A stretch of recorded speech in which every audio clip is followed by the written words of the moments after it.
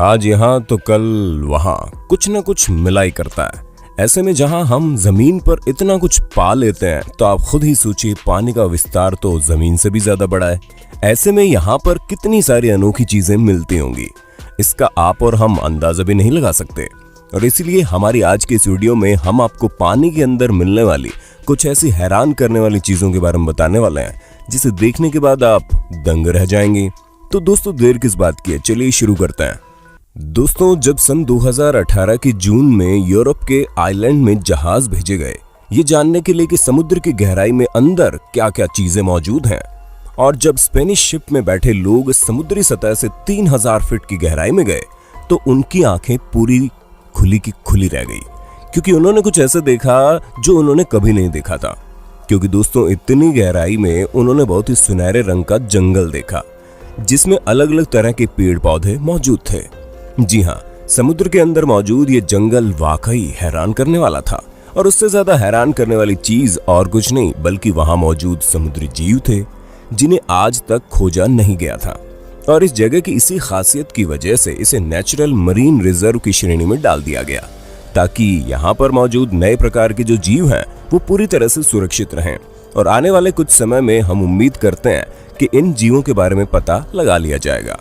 पर जो सबसे शानदार बात है वो ये कि इस जगह से ली गई जो पिक्चर्स है वो अनबीटेबल है। अगर हम बात सिटी ऑफ अटलांटिस की करें तो ये एक ऐसा मिथ है जिसे लोग लगातार रिपीट कर रहे हैं, यहाँ तक कि इस पर फिल्म भी बन चुकी है। हालांकि कई बार ऐसी चीजें मिली हैं जिससे इस शहर के कभी इस दुनिया में मौजूद होने की बात साबित होती है, पर हम आपको अब इंग्लैंड के इस क्लेम के बारे में बताते हैं। दोस्तों ये जो तस्वीरें आप देखने जा रहे हैं ये अंडर वाटर चीजों की ली गई है, जो ये साबित करती है कि कभी इस जगह पर एक बहुत ही व्यस्त बंदरगाह मौजूद था। स्पेशल तरह की इमेजिंग का इस्तेमाल करके इन तस्वीरों को खींचा गया है, क्योंकि इस जगह के पानी के अंदर इतनी ज्यादा धूल, मिट्टी और अंधेरा है कि कोई भी यहाँ पर तस्वीरें नहीं खींच सकता, और ये भी नहीं पता लगाया जा सकता कि यहाँ पर क्या और कितनी मात्रा में मौजूद है। यहाँ तक कि जो डूबी हुई बिल्डिंग्स है वो भी बस कुछ ही फीट नीचे हैं, लेकिन उन तक भी पहुंचना बहुत मुश्किल है क्योंकि कुछ भी दिखाई देना पॉसिबल नहीं हो पाता है। कहा जाता है कि 11वीं शताब्दी में डनविच टाउन देश का सबसे बड़ा टाउन था, पर अब इस जगह को पूरी तरह से छानबीन कर पाना बहुत ही मुश्किल हो गया है, और आने वाले समय में ये मुश्किलें और ज्यादा बढ़ जाएंगी। आप लोगों ने मिल्की वे के बारे में सुना होगा, लेकिन क्या आप लोगों ने मिल्की सी के बारे में सुना है? अगर नहीं सुना तो जरा यहाँ पर नजर डाल लीजिए। जैसे कि आप खुद ही देख सकते हैं कि ये बायोल्यूमिनेसेंट एरिया कितना ज्यादा बड़ा है, और ये दुनिया का सबसे बड़ा बायोल्यूमिनेसेंट एरिया है जो कि सोमालिया में मौजूद है।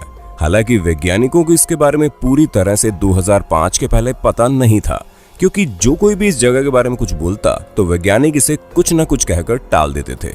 यहाँ तक कि जब सेलर्स ने यह कहा कि उन्होंने रात के समय सफेद समुद्र देखा तो भी वैज्ञानिकों ने कहा कि बैक्टीरिया के कंस्ट्रक्शन की वजह से इस तरह का इफेक्ट होना असंभव है।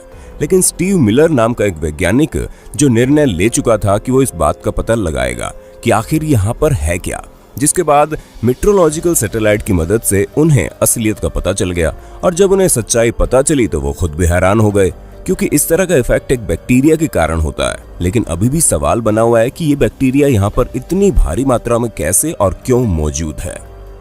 चलिए 1940वीं ईस्वी में चलते हैं, जब कनाडा के मिनेवांका झील के किनारे एक रिसोर्ट और होटल बना हुआ था। वैसे अब आप इस रिसोर्ट को अभी भी देख सकते हैं, बस उसके लिए आपको डाइविंग सूट पहनकर पानी की सतह से 60 फीट नीचे जाकर देखना होगा।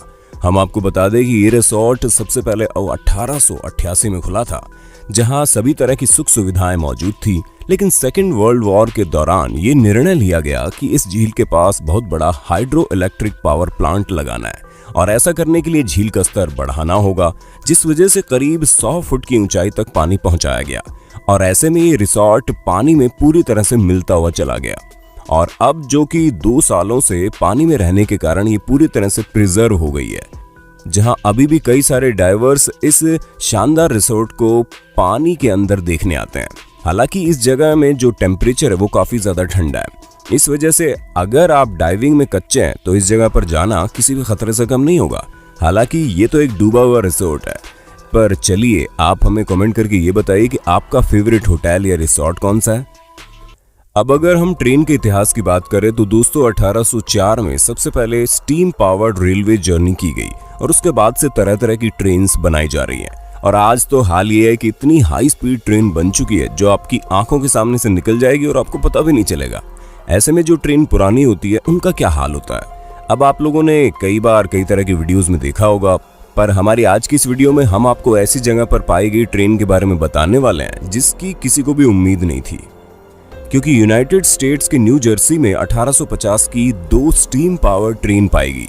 हालांकि किसी को भी कुछ भी अंदाजा नहीं था कि ये ट्रेन यहाँ पर कैसे आई, क्योंकि इस तरह की ट्रेन के खो जाने की कोई भी मिसिंग कंप्लेंट नहीं पाई गई और इस चीज की कोई रिपोर्ट भी नहीं थी कि इस तरह की 2 ट्रेन्स पानी में डूब गई हैं। पानी में कई फीट अंदर मौजूद ये ट्रेन यहाँ पर किस तरह पहुंची, ये बात अभी भी रिसर्चर्स के लिए चिंता का विषय बन गई है। हालांकि कई लोगों का मानना है कि ये ट्रेन तूफान में फंस गई थी, पर असल बात क्या है इसका किसी को नहीं पता। तो दोस्तों हमें पूरी उम्मीद है कि आपको अपने दोस्त और होस्ट सैम की इस वीडियो में मजा आ रहा होगा। अगर हाँ तो साथ ही वीडियो को लाइक करते चलिए ताकि फ्यूचर में भी इसी तरह की इंटरेस्टिंग वीडियो हम आपके लिए लाते रहें। अगर कनाडा में पानी के अंदर रिसोर्ट मौजूद है तो एस्टोनिया में भी कुछ कम शानदार चीजें नहीं है। जी हाँ दोस्तों, क्योंकि यहाँ पर अंडर वाटर जेल मौजूद है। हम आपको बता दें सोवियत एरा में इस जेल को बनाया गया ताकि मुजरिमों को यहाँ पर रखा जा सके। हालांकि जब ये बन रहा था तो शायद ही किसी को पता होगा कि आने वाले समय में ये जगह इतनी ज्यादा खूबसूरत और अनोखी हो जाएगी। हालांकि सोवियत रीजन ने इस जगह पर अपना राज काफी दिनों तक किया और जब वो यहाँ पर मौजूद थे तो उन्होंने यहाँ के लोगों पर बहुत ही ज्यादा अत्याचार किए, जो आपको इस जेल के बारे में सुनकर ही पता चल गया होगा। बाकी कुछ समय बाद एस्टोनिया सोवियत रीजन से आजाद हो गया और इस जेल पर किसी ने ध्यान भी नहीं दिया। ऐसा बिल्कुल नहीं है कि इसे जानबूझकर पानी के अंदर डुबोया गया, क्योंकि असल में इस जगह पर कोई भी आता जाता नहीं था जो पानी को हटाए और धीरे धीरे पानी आते आते ये पूरा जेल ही पानी के अंदर डूब गया। जहां अब ये जगह बहुत ही खूबसूरत और यूनिक हो गई है, क्योंकि जिस जेल को पहले कोई पूछता तक नहीं था अब उसे देखने के लिए कई सारे लोग झील के पास आते हैं और यहाँ पर डाइविंग करने का मजा लेते हैं। चलिए अब एक और डूबे हुए सेटलमेंट के बारे में बताते हैं जो करीब 9000 साल पुरानी है। ये कभी एक नियोलिथिक गांव हुआ करता था। इस जगह पर एटलिट है। ये 1000 फुट के एरिया में स्पेंड हुआ था, जहां पर करीब 30 फीट पानी के अंदर मौजूद है।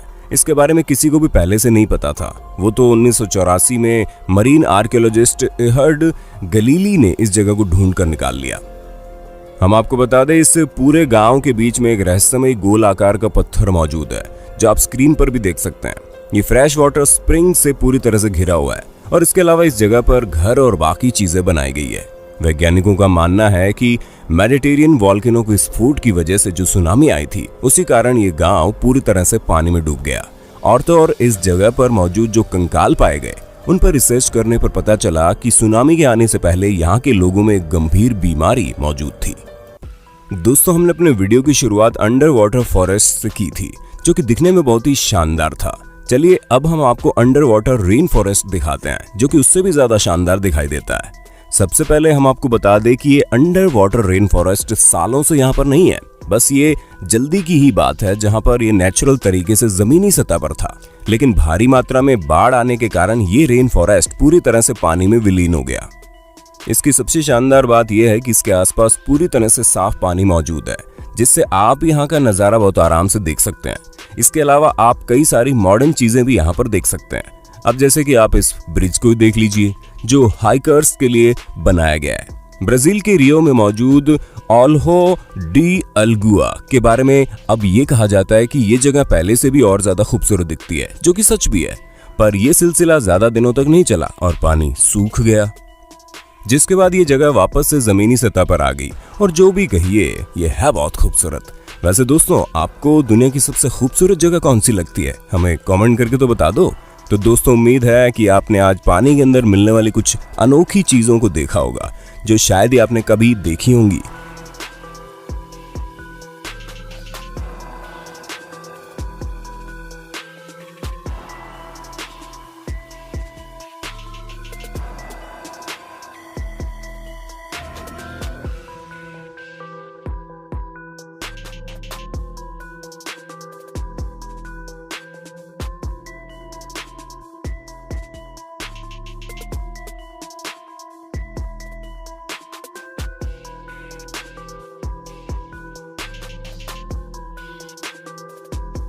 बाकी आपको हमारी वीडियो कैसी लगी हमें कमेंट करके बताइए और ऐसे इंटरेस्टिंग वीडियो लगातार देखने के लिए हमारे चैनल को लाइक शेयर सब्सक्राइब कर देना। धन्यवाद।